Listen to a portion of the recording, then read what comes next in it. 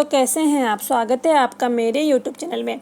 आज यहाँ पे हिंदी व्याकरण का जो टॉपिक है वो कारक ही है, क्योंकि कल हमने यहाँ पे कारक के 4 भेदों के बारे में जाना था। कर्म कारक, कर्ता कारक, कर्म कारक, करण कारक और संप्रदान। तो इन चारों के बारे में हमने कल की वीडियो में जाना था। आज की वीडियो में हम यहाँ पे जानेंगे अपादान कारक के बारे में, संबंध कारक, अधिकरण कारक और संबोधन कारक। तो इन 4 कारकों के बारे में हम आज यहाँ पे जानेंगे। तो चलिए यहाँ पे शुरू करते हैं। यहाँ पे जो 5वां कारक था वो था यहाँ पे अपादान कारक। तो अपादान कारक यानी कि अलगाव होना, यानी कि अलग होना।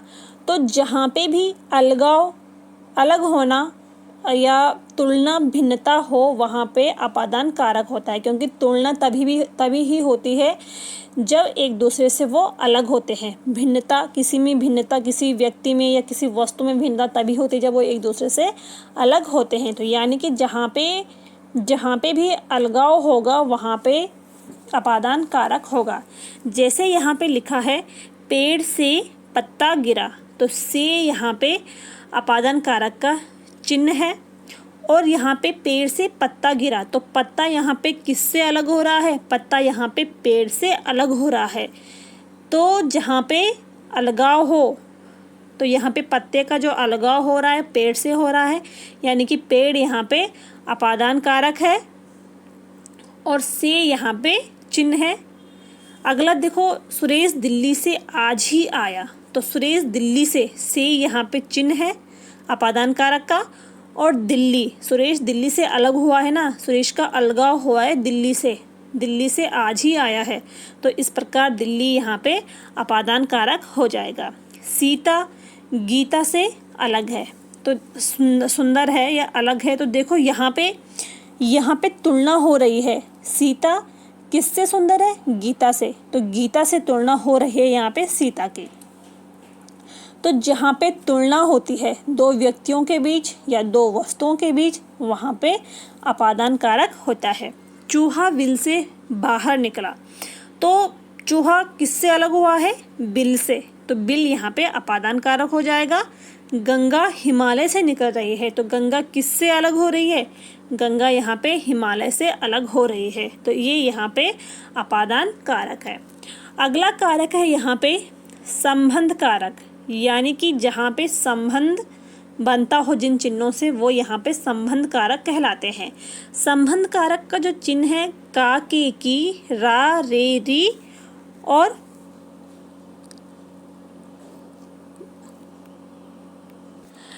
ना, ने, नी, तो ये यहाँ पे संबंध कारक के चिन्ह हैं। अब देखो जैसे यहाँ पे लिखा है मोहन गीता का भाई है, तो यहाँ पे आ गया कारक चिन्ह का, ठीक है, का यहाँ पे आ गया है।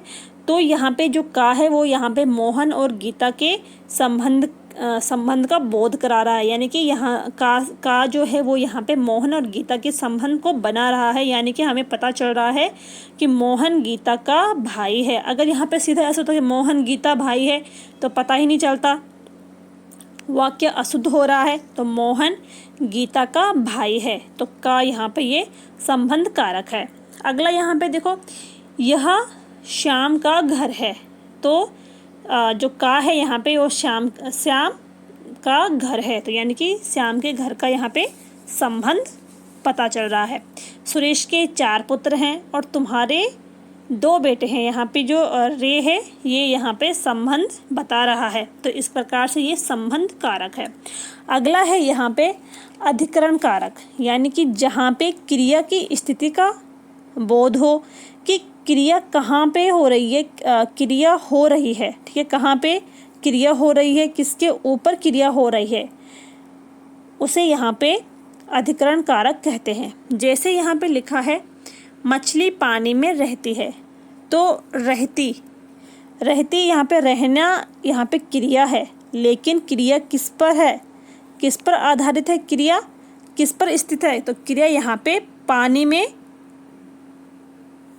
में है, तो पानी यहाँ पे अधिकरण कारक है और में यहाँ पे कारक चिन्ह है। अधिकरण कारक के चिन्ह में और पर, ठीक है।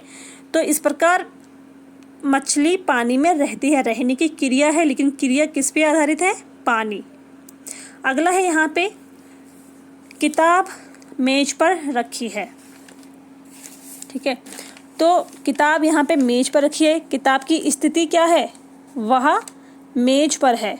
इस प्रकार से ये यहाँ पे अधिकरण कारक है। राम कमरे में बैठा है, तो बैठने की स्थिति कहाँ है? कमरे, यानी कि ये यहाँ पे अपादान कारक है। पेड़ पर पक्षी बैठे हैं, तो यानी पक्षियों का जो बैठने का आधार है वो है यहाँ पे पेड़ पर, तो ये यहाँ पे अधिकरण कारक है।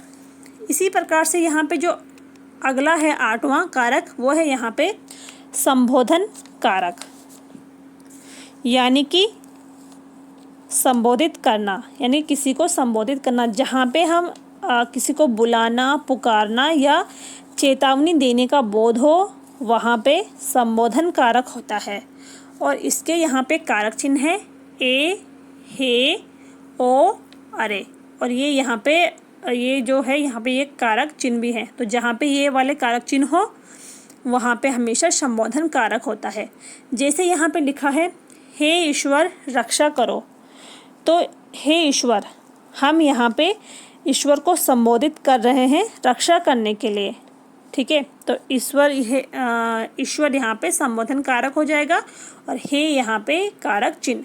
अरे बच्चों शोर मत करो, ठीक है। तो हम यहाँ पे बच्चों को संबोधित कर रहे हैं।